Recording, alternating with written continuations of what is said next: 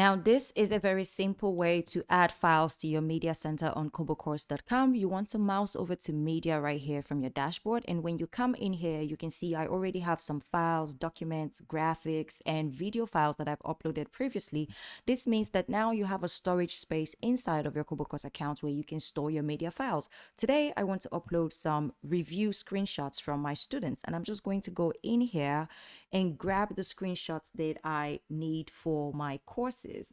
And I'm going to go over to reviews. I want to select all of the reviews inside of this folder. I'm just going to do that and upload it all to my media center. And as you can see, they added here. I'm just going to click on upload 6 files, and all of those files are going to be added to my media center so that I can pull them up whenever I am uploading a course, a coaching, or a ticket, or any other product that I'm creating on Kobocourse.com.